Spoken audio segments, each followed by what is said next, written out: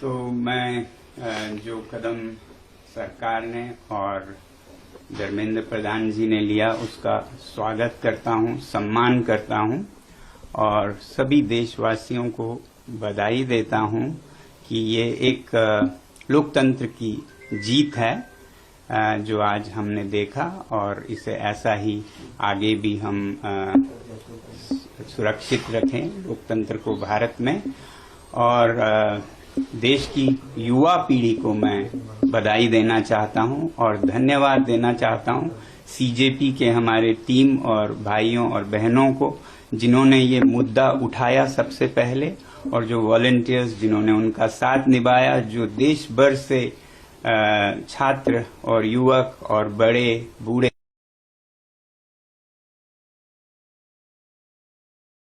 लोकतंत्र के लिए खड़े हुए, उन सब का सम्मान करता हूं मैं।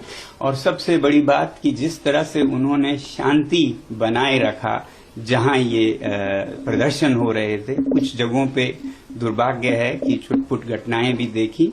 मुझे उम्मीद है कि इस शांति को हम बनाए रखें और कहीं भी कोई गलत बात नहीं होगी आगे भी। ये जो शक्ति है लोकतंत्र की वो हमारी शांति से हुई है, ना कि हमारे बाजुओं के बल से। उसके मुकाबले तो आपके बंदूकें हैं, मगर जो शांति की हमने ताकत दिखाए उसके मुकाबले कोई हथियार नहीं है, तो उसे बनाए रखें। अब जब आप महसूस कर रहे हैं कि आपकी जीत हुई, तो विजय में विनम्रता सबसे बड़ी बात है, वही आपके चरित्र को प्रदर्शित करता है, परिभाषित करता है। तो अब जब इस आंदोलन को जरूरत पड़े और कुछ आगे लेना हो या फिर अभी रोकना हो, जो भी करें बहुत ही शांति से करें। मैं ये उम्मीद करता हूं कि एक तरफ जब जवाबदेही हमें मिली इस बार की, तो अब सुधार पर काम करने की जरूरत है। केवल एक इस्तीफा से, रेजिग्नेशन से राष्ट्र नहीं बनता है।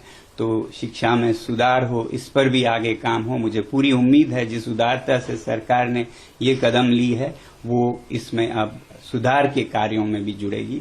सुधार सिर्फ शिक्षा में नहीं बल्कि शासन में भी मेरी उम्मीद है कि अब से देश चलाने का तरीका जरा बदलेगा।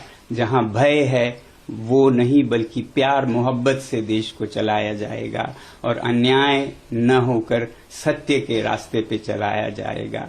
और